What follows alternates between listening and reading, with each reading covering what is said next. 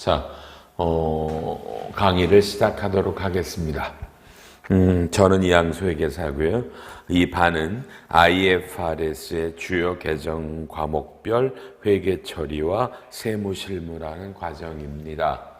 개인적으로 저는 이 과정이 제일 좋습니다. 저는 이 과정을 제일 사랑합니다. 그래서 제가 가장 어려운 반이지만 IFRS 국제회계 기준을 적용하시는 우리 기업들의 그렇죠? 계정 과목별 회계와 관련된 세무조정을 강의합니다. 24시간으로 구성되어 있고요.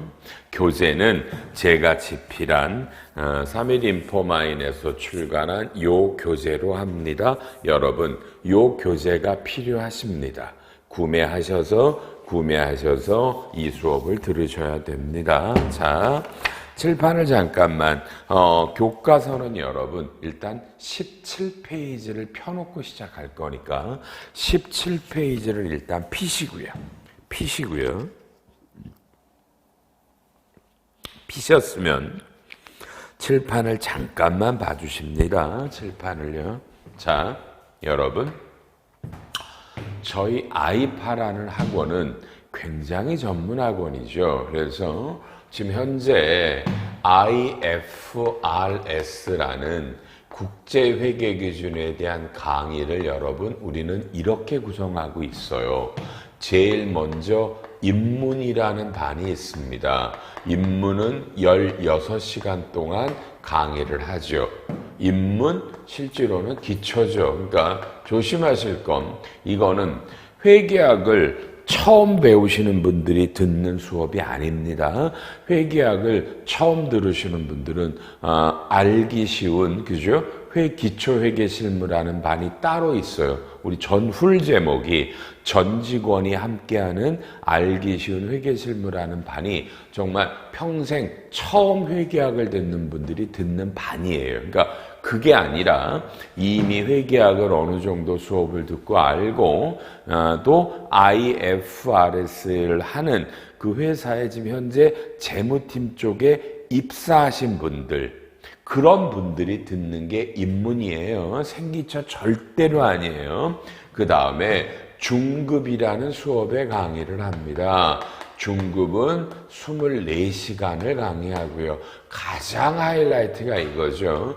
다시 한번요. 저희 학원은 전문 학원이라고 그랬죠. 그 말은 입문이라는 과정과 저 중급이라는 과정이 여러분 전혀 다른 수업이에요.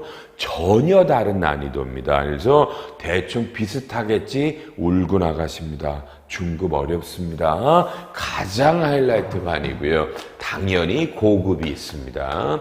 고급이라는 반이 16시간인데 자 중급과 고급의 차이가 여러분 요 고급이라는 게 흔히 말하는 지분법을 강의하고요.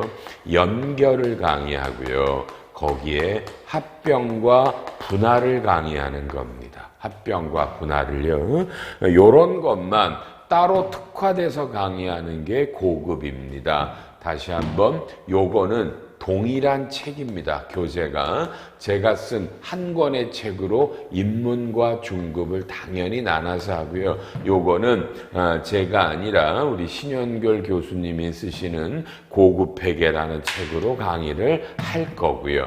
그 다음에 마지막이 IFRS 여러분 그죠? 계정 과목별 회계 처리와 세무 처리, 실무라는 이 반이 24시간짜리가 있죠. 그러니까 이제까지는 회계학만 하는데 그렇죠? 여기서부터는 세무 조정이 들어갑니다. 그러니까 지금 여러분이 듣고 계시는 여러분 이 반은 법인세가 개입되어 있기 때문에 일반적으로 회계만 하신 분들은 그죠? 너무너무 어렵죠. 회계세법을 동시에 하니까. 그래서 이건 맨 마지막에 들으시는 거예요. 마지막에 다 합하면 여러분 총 80시간의 수업이잖아요. 이 정도는 해야 우리가 어디 가서 그쵸? 어디 가서 IFRS를 한다 이렇게 말하시겠죠. 그 반 중에 제일 마지막에 해당하는 반입니다. 이해하시겠습니까? 그래서 마지막 반입니다, 여러분요. 이해를 해주셔서 요런 순서대로 강의가 이루어지니까 혹시 이 수업 듣는 도중에 회계가 어려우시면 이런 중급이나 고급들을 한번 다시 들으시면 더 좋겠네요.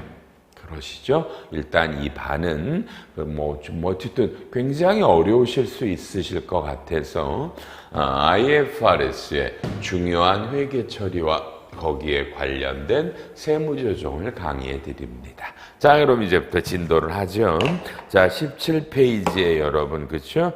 나와요. 먼저, 여러분, 22년에는요, 그렇죠? 어떻게 법인세 등이 세법이 바뀐 날 먼저 간단히 보겠습니다. 1번, 납부지연 가산세율이 인하됩니다.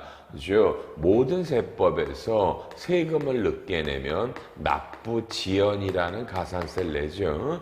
불과 2년 전에는 납부 불성실 가산세인데 여러분 작년부터 납부지연이라는 말로 바뀌었고 우리가 원래 냈어야 되는 세금의 그렇죠? 원래가 10만 분의 25에 곱하기 미납일수 그렇죠? 그러니까 원래 냈어야 되는 날에 다음 날부터 실제로 낸 날까지의 일수가 되는 겁니다. 그래서 하루의 이자가 10만 분의 이렇게 되면 요게 곧 써놨죠. 1년에 9.125%입니다. 여기다가 365를 때리면 연에 근데 요게 여러분 10만 분의 22로 인하됩니다. 그럼 이게 연에 몇 프로 써 있어요? 8.03%. 자, 이거 좋은 거네요. 요렇게 그러니까 이건 전세법에 여러분 이 납부지연 가산세가 다 연장이 된 겁니다. 연장이 된다, 인하된 거고요. 요거는 올해 2월 15일 이후분부터. 그러니까 요게 이번에 아시죠? 시행령이 공포된 날입니다. 시행령이요. 그래서 납부지연 가산세를 때릴 때 2월 14일까지는 10만 분의 25고요. 2월 15일 이후분이 10만 분의 여러분 22를 때립니다. 그렇죠? 요런 거 이건 너무너무 중요한 거고요. 2번 안 보셔도 될 것 같고 3번 여러분 중소기업 퇴직연금 기금제도 알아놓으시죠? 여러분이 자, 퇴직연금이라는 RP는 주로 당연하게 여러분이 DB와 DC를 알고 계시죠? IRP는 안 해도 되는데 이거는 금융기관한테 이거를 연금을 운영을 시키는데 여러분 올해 4월 14일로부터 그렇죠? 근로복지공단에서 중소기업 퇴직연금이라는 제도를 이제 근로복지공단이 운영을 합니다.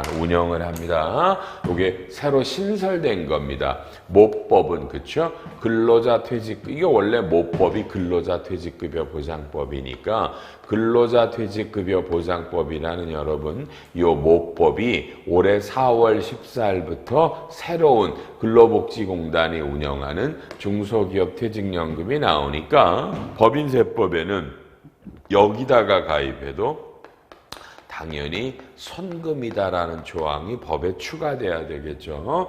DBDC뿐만이 아니라 이거는 상시 근로자가 30인 이하라고 근로복지 퇴직급여 용어 정의에 나와 있습니다. 모든 중소기업이 아니라 30인 이하입니다. 요런 거 나왔다 넘어가시고요.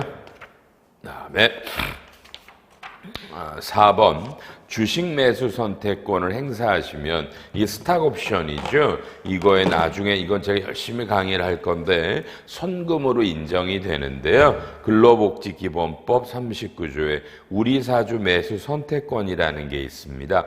여러분요 동그라미 2가 추가된 겁니다. 이것도 나중에 교재에 써 있습니다. 자, 다음에 5번 현실적인 퇴직에 따르는 퇴직급여 중간 정산 시 근무연수 명확하라고 나오는데요. 시행령인데요. 여러분 이건 제가 30초라는 어마어마한 시간을 드릴 거예요.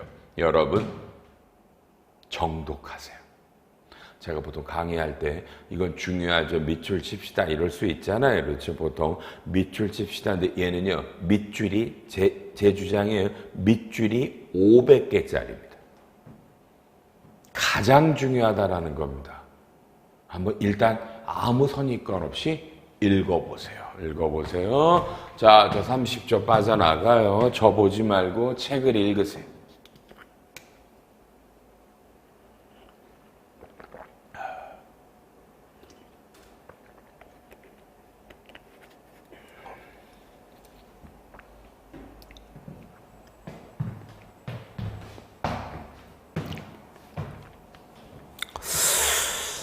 잘 어렵죠. 여러분, 지금 어렵죠. 그냥 몇 가지 던지고요. 여러분들, 임원들, 퇴직금 중간 정산 하셨나요? 그럼 다시 퇴직금을 줄 수 있나요? 어쨌든, 이게 왜 밑줄 500개인지는 이제 앞으로 배우십시오. 기대하셔도 됩니다. 기대하셔도 됩니다. 나중에 반드시 가르쳐드리겠습니다. 본문에 가서 일단 애매해도 되고요. 6번 지정기부금에 청소년 복지시설이 추가됐다. 중요하지 않고 그죠? 스펙이라는 거 아시죠? 스펙 그죠? 비상장을 합병하는 걸 목적으로 하는 회사들이 스펙인데 이게 뭐 적격 합병의 과세에 허용한다. 중요하지 않은 얘기고요. 8번도 사업을 내가 다른 회사 걸 양수할 때 그 법인의 2월 결손금이 승계된다. 이건 아직 조금 애매할 것 같아. 조금 더 구체적 사례가 좀 나와야 될 것 같아요. 신설된 조항은 맞는데 조금 적용이 쉽지 않아요. 구분격리를 당연히 해야 되겠지만 넘어가 주시고요. 9번 보지 마시고요. 10번 재해손실은 세액공제를 한 달 이내인데 석 달 이내 신청해도 된다고 바뀌셨고요. 11번 성실신고는 아예 안 할 겁니다. 안 보겠습니다. 성실신고라는 것들은 강의를 듣는 여러분들하고 관련이 없는 그죠? 일반적으로 좀 규모가 적은 부동산 임대나 이런 거니까 아예 안 합니다. 넘어가 주시고요. 14번 업무용 승용차 관련 비용 명세서 미제출 가산세자.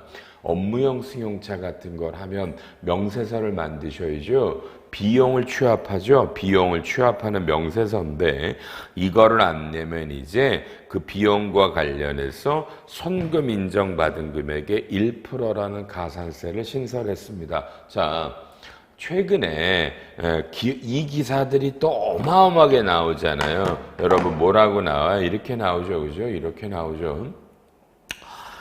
법인에 수억 원짜리 차를 사서 그죠? 이것들을 자꾸 법인 경비로 한다. 탈세다. 사적 용도로 쓴다. 저는 이게 탈세라고 생각들지 않지만 그래서 언론에 자꾸 부각됐고요. 어쨌든 업무용 승용차 비용 명세서를 안 내시면 1%의 가산세입니다. 신설됐습니다. 15번 역시 안 하고요. 16번도 필요 없고 17번 여러분, 요건 이제 어떤 에러가 있었어요. 지금 다 개정세법 조문에 17번 있죠. 빨간색으로 삭제해 주세요. 변명을 하자면 이 책을 쓸 때 시간이 없으니까 시행규칙이 공포되기 전에 책의 인쇄를 돌렸어서 요 19조의 3이라는 시행규칙은 그저 사실 아니었어요. 당연히 통과될 줄 알았는데 요 17번이 통과되지 않았습니다. 그러니까 그냥 죄송해요. 책을 일찍 내야 돼서 그랬어요. 17번은 그냥 지워주세요. 내용도 보지 말고 이건 시행규칙이 통과되지 않았습니다. 그 다음에 18번도 볼 필요 없습니다. 그 다음에 19번 이 연결 납세 원래 안 하니까 제가 20번 외국법인 연락사무소 현황자료라는 걸 냅니다. 여러분 칠판 봅니다. 외국법인들이 그죠? 한국에 와서 현지 법인을 만들면 그건 현지 법인 subsidiary, 지점을 만들면 브랜치. 이건 당연한 법인세 신고들을 하는데 연락사무소라는 거를 만들 수가 있어요. 영어로는 reason office라고 그러죠. reason office. 연락사무소는 한국에서 영업을 안 하는 거예요. 자기네를 광고하거나 한국에 정보를 취합하니까 연락사무소는 원천세 신고만 하시거든요. 원천세 신고만. 그런데 이제 이 연락사무소에 대한 내용을 국세청에 신고하라는 제도가 신설됐습니다. 여러분요. 읽어보면 맨 밑에 동그라미 2번에 내년도 2월 10일까지 요 연락사무소에 관한 현황 자료들을 내랍니다. 여러분 2월 10일 개정됐고요. 그 다음에 외국법인의 국제거래 관련된 것들, 내부거래 명세 이런 것들이 있으니까 하여튼 이건 그러니까 외국법인, 우리가 해외 현지 법인을 뭐 신설했다 이런 것들은 하여튼 국제거래 관련되는 모든 것들은 여러분 이 신고일이 원래 3월 말이 아니라 이제부터 다 6월이에요. 6월 말까지 냅니다. 그래서 뭐 해외 현지 법인의 뭐 재무 상황표나 명세서나 그죠? 뭐 이런 거 있잖아요. 이런 것들이 국제거래 명세서 전부 다 6월 말로 바뀌었잖아요. 요것도 6월입니다. 내부거래 명세서들도 6월 말까지 내십니다. 6월 말까지. 22번 가상자산 보지 마시고요. 취득각 산적 분명화 중요하지 않고요. 22, 23 의미 없습니다. 너무 가상자산은 법인은 때는 뭐 그냥 뭐 이익이 나면 과세가 되니까 개인하고 다르죠. 여러분이 알고 있는 건 개인들이 가상자산들 그죠? 이거 비트코인 같은 것들을 사서 팔아서 이익이 났다. 그건 소득세법에는 여러분 그건 기타 소득이에요. 그건 내년부터 과세가 되고요. 내년부터요. 내년부터 그렇죠. 법인은 당연한 과세가 되는 겁니다. 그 다음에 마지막에 24번 가결산 방식으로 중간예납을 하죠. 여러분요.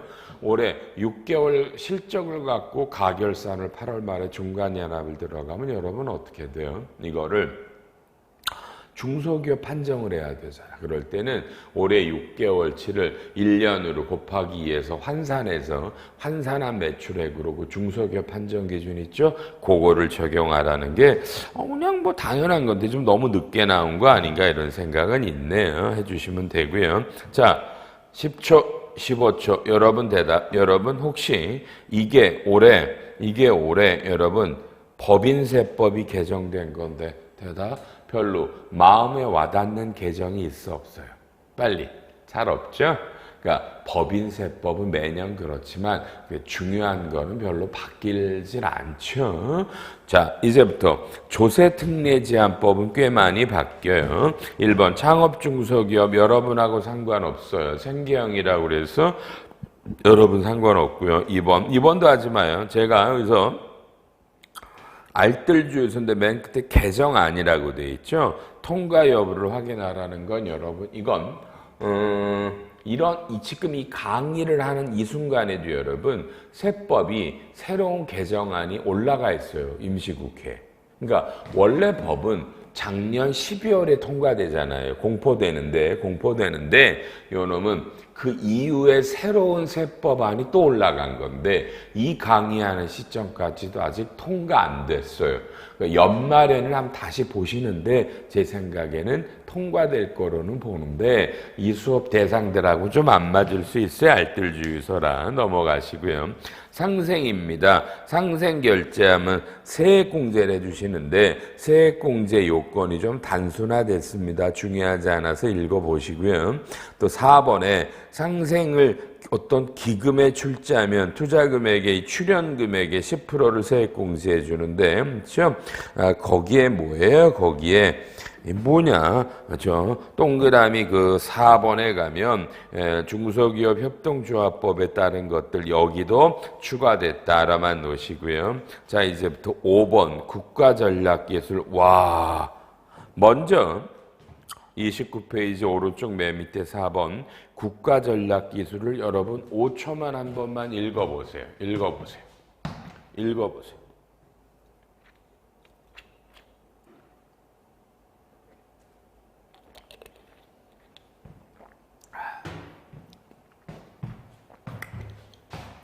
자, 반도체, 2차 전지, 백신 나오네요. 여러분, 이런 게 국가전략기술이라는 새로운 용어와 정의가 나왔죠. 저축법에서. 이런 국가전략기술을 하시면 위에 3번에 가요. 이거를 개발하기 위한 R&D가 들어가면 연구인력개발비 세액공제, 공제율이 늘어납니다. 꽤 많이 늘어납니다. 신성장보다도 10%가 늘어났고요. 또 가로 2번 이런 설비들을 하면 여러분 통합투자세액공제의 공제율이 또 올라가죠. 그러니까 국가전략기술을 여러분의 회사가 하느냐가 중요한 거예요. 그러니까 반드시 우리 회사가 국가전략기술에 대한 R&D를 하는 거야. 여기에 대한 기계장치를 샀어. 이렇게 되면 늘어나요. 이 강의를 듣는 여러분들 중에 있을 수 있고요. 요건 다음 페이지 맨 밑에 적용 시기를 보세요. 적용 시기 한번 읽어보실래요?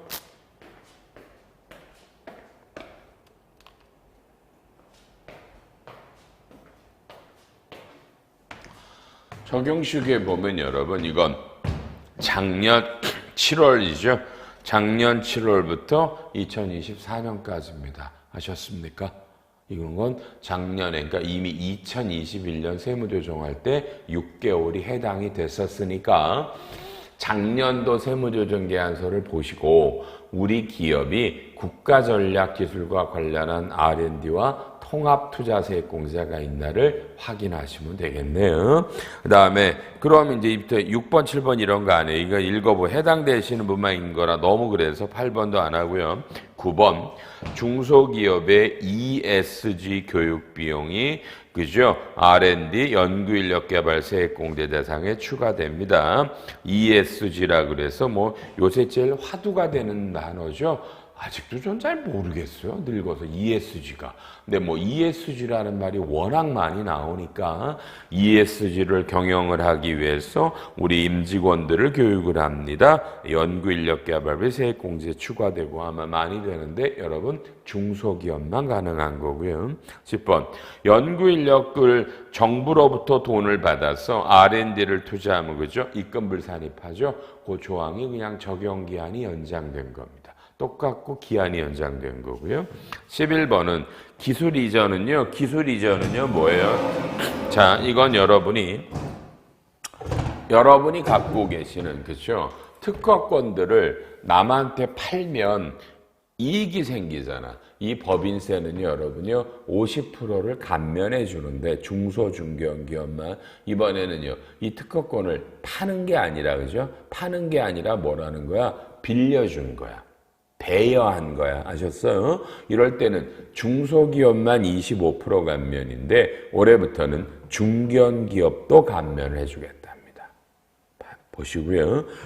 12번 보지 마요. 지역축구 1호 안에 들어가면 감면해 주는데 그 감면을 연장해 준 거니까 중요하지 않고요. 13번은 이런 감면받은 특구에서 밖으로 다시 나가버리면 그죠? 세금을 추징한다라는 조항인데 별로 없을 것 같아요. 해당되시는 분 보시고요. 14번도 그러네요. 별로 잘 못 봐서. 15번도 그러네요. 뭐 벤처인가 안 보셔도 될 것 같고요. 16번 이거는요. 여러분이 중소기업인데 근로자들과 성과를 공유합니다. 그죠? 그러니까 근로자들에게 우리가 이익이 나면 성과를 나눠 가지자. 이 중소기업이 이렇게 합의를 하면 여러분 요 성과급 지급 금액의 10%가 세액공제인데 여러분 올해부터는 15%의 세액공제가 됩니다. 그리고 맨 밑에 줄에 요건이 영업이익이 발생해야 된다라는 요건인데 이 요건은 없앴습니다. 그러니까 여러분이 중소기업으로서 이런 근로자들과 이런 성과 공유를 합의하고 지급을 하면 성과급의 15%가 세액공제되고요. 17번 통합투자세액공제 여러분 대상에 꽤 중요한 게 들어오네요. 가로 1번에 동그라미 4번 중소나 중견기업이 내국인으로부터 취득하는 특허권, 그러니까 특허니까 특허, 실용신앙권, 디자인권입니다. 이해되셨습니까? 그러니까 요것들이 통합투자세액공제가 됩니다. 그러니까 대기업이 취득하시는 건 안 되고 중소나 중견기업이 그렇죠? 특허권, 실용신앙권, 디자인권을 취득하시면 되는데 설마 여러분 거기 내국인이라는 단어를 여러분은 설마 개인으로 보시는 건 아니죠? 여러분 조세특례제한법의 내국인이라는 정의는 우리가 여러분이 아는 소득세법의 거주자와 법인세법의 우리나라 법 외국 법인을 말합니다. 그냥 우리나라 개인과 법인이에요. 그러니까 외국 법인이나 외국인에게 사는 건 안 된다라는 얘기고요. 이 내국인을 개인이라고 그러시면 안 됩니다. 설마 이 정도는 아실 거지만 높아심 때문에 했습니다. 그러니까 우리나라에 있는 거주자 개인과 우리나라에 본점을 준 내국 법인으로부터 특허권들을 사면 올해부터 통합투자세액공제가 됩니다. 18번 안 봐도 되고 19번, 20번 안 해도 되겠네요. 21번 여러분이 스탁옵션은 제가 이번 강의할 때 꽤 중요하게 설명을 하긴 할 거예요. 스탁옵션에서 원래 스탁옵션은 과세인데 벤처기업의 스탁옵션은요.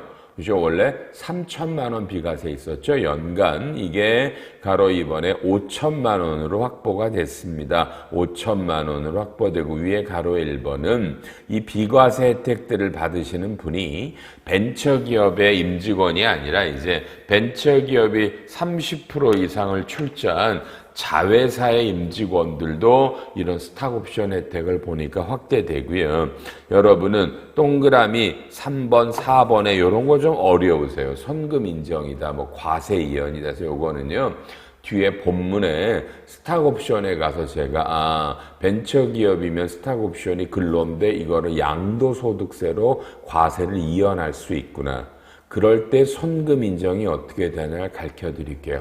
제가 올해는 꽤 중요하게 가르쳐 드릴게요. 아셨죠? 스탁옵션이요. 또 이런 게 바뀌었다라고만 잡아주시고요. 22번 영상 콘텐츠를 제작하면 세공제되는데 이제까지는 외국에서 제작한 건 안 됐어요. 외국에서 제작하는 비용들도 돼서 여기에 해당하는 기업이 어마어마하게 혜택을 볼 것 같네요. 아니 외국에서 제작하는 프로그램 많잖아요 지금 우리가. 그렇죠. 그리고 OTT 콘텐츠 제작 비용도 된다 그러네요. 오버 더 탑이라고 부르죠. OTT라고 부르는 이런 용어들이 많이 아시던데. 글쎄요. 저는 요새 최근에 그 넷플릭스라는 데에 가서 야차라는 거를 봤어요. 굉장히 재밌던데요. 뭐 재밌었어요. 아주 재밌게 잘 봐. 뭐 그런 걸 OTT 뭐 이렇게 부르더만요. 그런 걸 만드는 비용들이 된다 이렇게 되겠네요. 자, 23, 24 할 필요 없겠고요.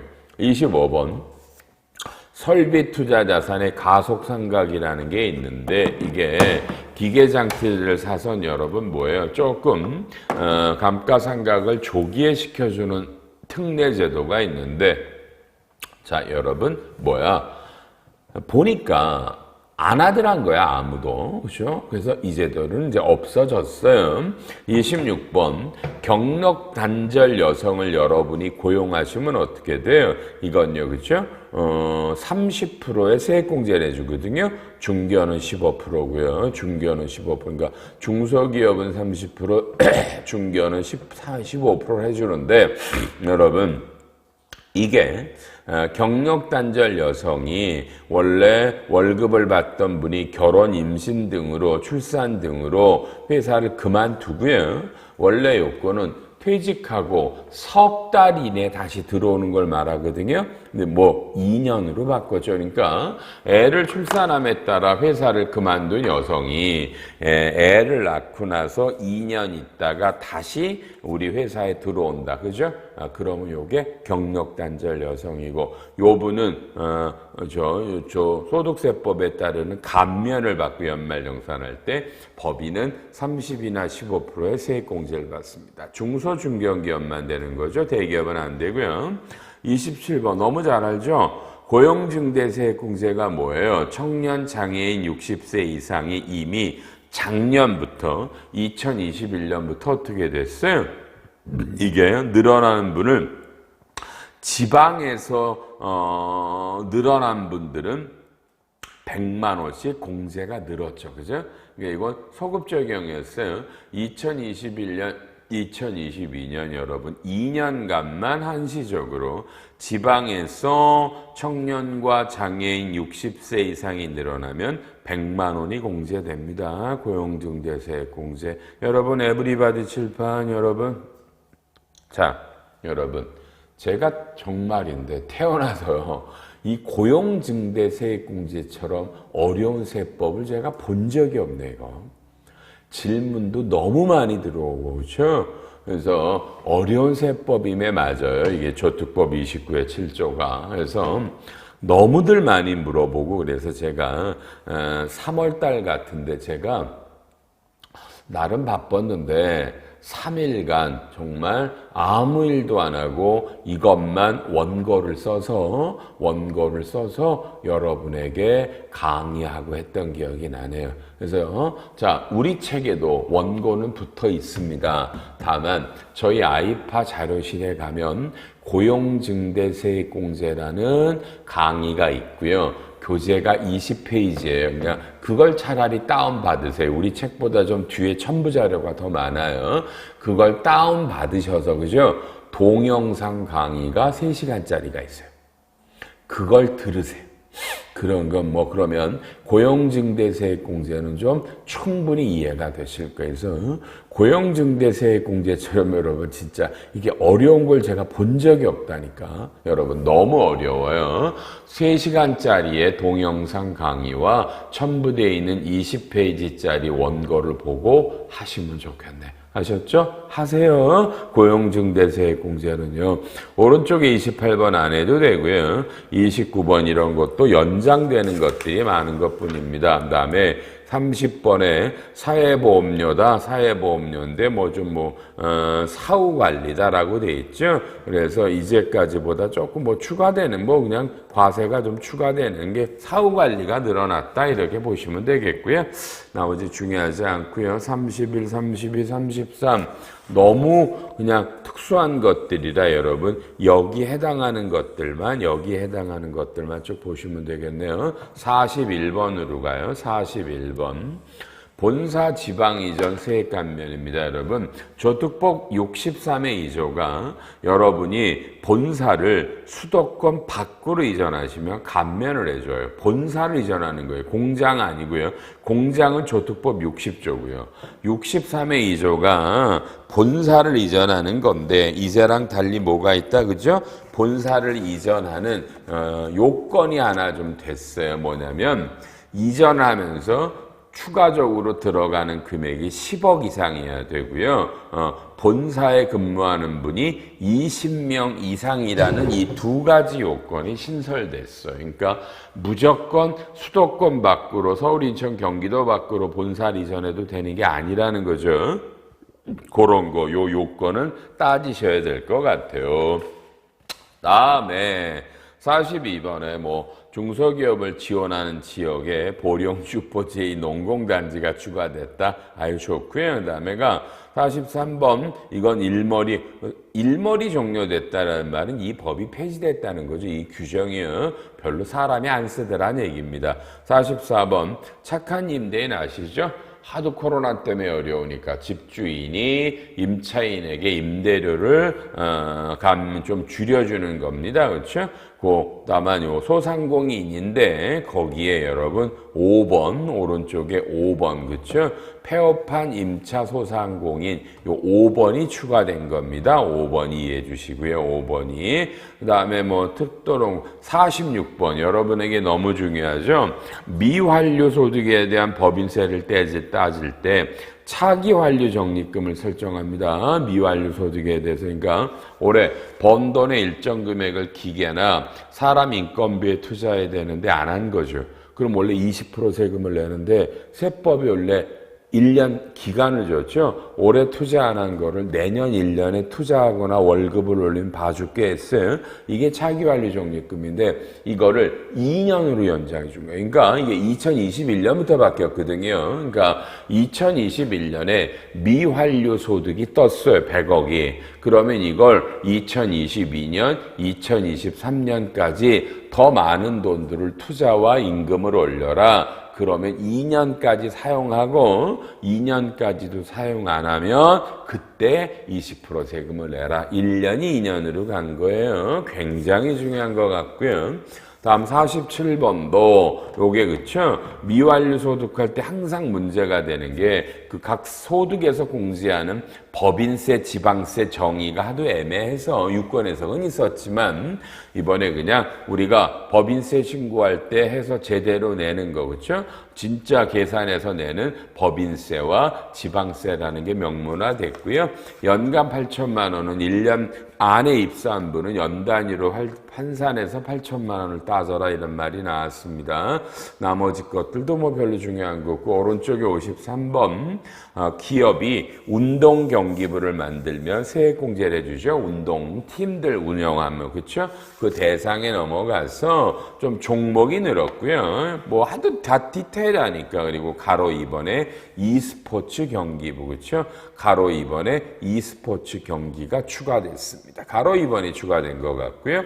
54번은 해외 진출한 기업이 우리나라 들어오면 감면해주는 요건을 완화했다. 그냥 보시면 되겠고요. 뭐 특별한 거 없네요. 오른쪽 58번으로 갑니다. 조심해요. 58번은요.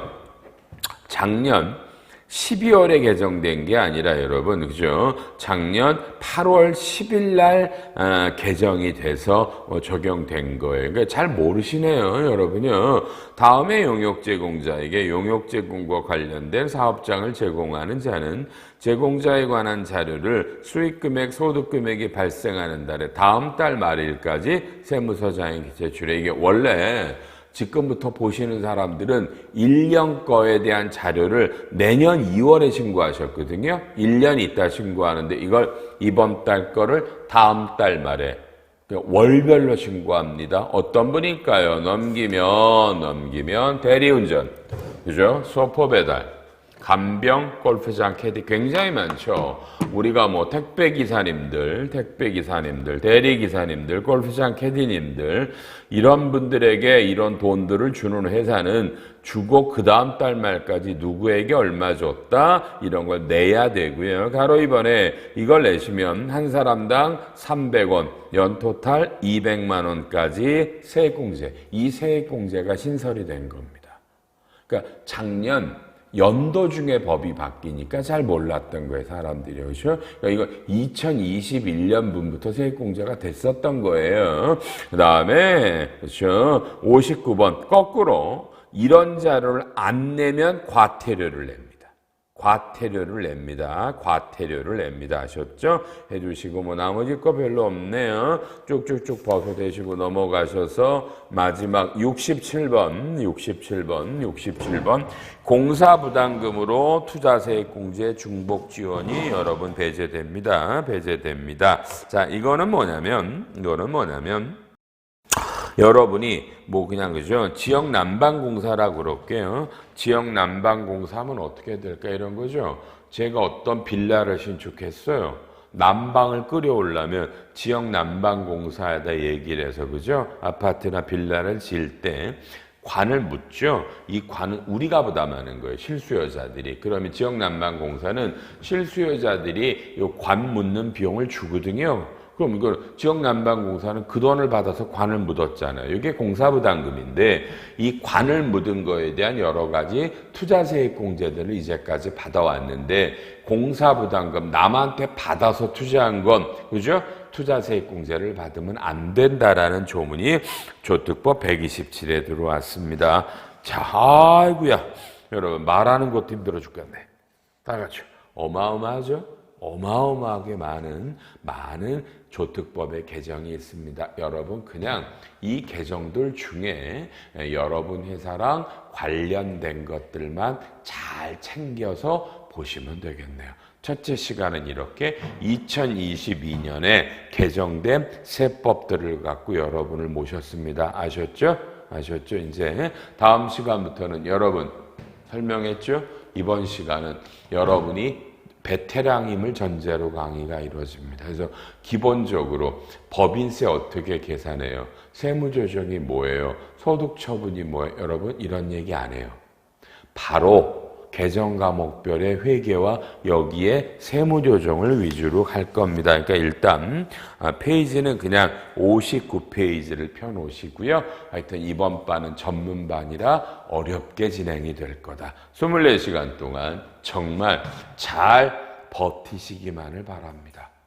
끝까지 버텨서 24강을 마감하십시다. 여러분, 제가 개인적으로 제일 좋아하는 반이라고 그랬습니다. 무지하게 어렵게 할 겁니다. 버티시고요. 여러분, 2강에서 뵙죠.